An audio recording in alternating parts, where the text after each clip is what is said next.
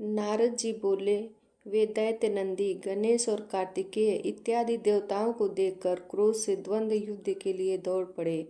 फिर क्या था, कालनेमी दैत्य नंदी से, शुंभ गणेश जी से, निशुंभ स्वामी कार्तिकेय से लड़ने के लिए कवच धारण कर युद्ध करने को वेग से दौड़ आए।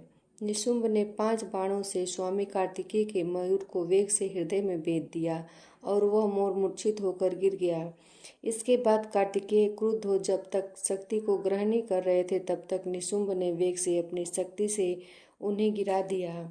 तदंतर नंदी ने बाणों के समूह से कालनेमी को बेधा और 7 बाणों से घोड़ों को तथा पताका को और धनुष को काट दिया। कालनेमी ने भी क्रुद्ध होकर नंदी का धनुष काटा। तब वह बलवान उस धनुष को त्याग कर कालनेमी के छाती में शूल मारा। शूल से भेदन किए गए हृदय वाला और मारे गए घोड़ा और सारथी वाला कालनेमी पर्वत के शिखर को उखाड़ कर उससे नंदी को गिरा दिया। इसके बाद शुंभ और गणेश, जिनके रथ और मूष वाहन थे, वे दोनों युद्ध करते हुए आपस में बाणों के समूह से परस्पर भेदन करने लगे।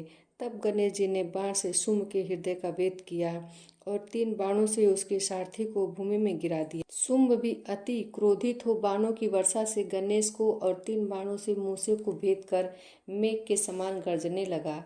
हे राजन, बाणों से विदीर्ण अंग वाला मूसा चल नहीं सका। तब गणेश जी उतरकर पांव से चलने लगे। इसके बाद गणेश जी ने छाती में फरसा मारकर शुंभ को पृथ्वी पर गिरा दिया और फिर मूसे पर सवार हो गए। तब कालनेमी और निशुंभ दोनों एक साथ गणेश जी को बाण से मारने लगे, जैसे अंकुश से हाथी को मारे। महाबली वीरभद्र उनको पीड़ित देख करोड़ों भूतों समेत उस पर दौड़ पड़े। कुष्ठमान, भैरव, भूतों और योगिनियों के गण, पिशाच, योगिनियों के समूह और गण, ये सब वीरभद्र साथ चले। तब किलकिला शब्दों, सिंहनादों तथा अन्य शब्दों से पृथ्वी कांपने लगी। भूत दौड़ने लगे। वे दानवों को भक्षण करते हुए उछलते कूदते और रणभूमि में नाचते थे। नंदी और कार्तिकेय भी स्वस्थ होकर शीघ्रता से रण में दैत्यों को अपने बाणों के समूह से मारने लगे।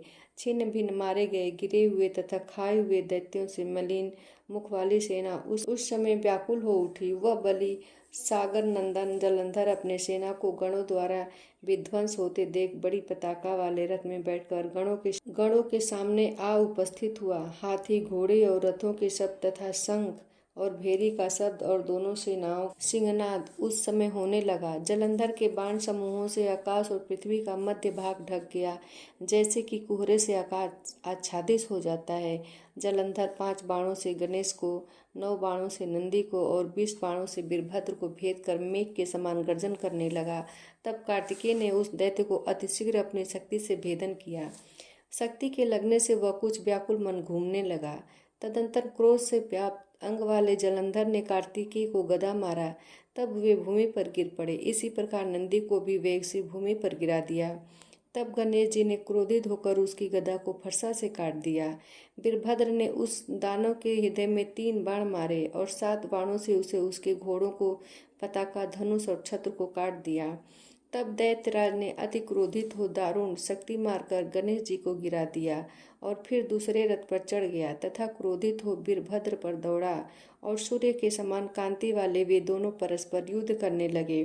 तब वीरभद्र ने अपने बाणों से उसके घोड़ों को गिरा दिया और धनुष काट डाला। तब दैत्येंद्र जलंधर परित अर्थात लोहांगी लेकर दौड़ा। नारद बोले, उसने शीघ्र जाकर परित से वीरभद्र के मस्तक में मारा। वीरभद्र भी सिर फूटने से रुधिर फेंकते हुए पृथ्वी पर गिर गए। आगे की कथा अगले की वीडियो में।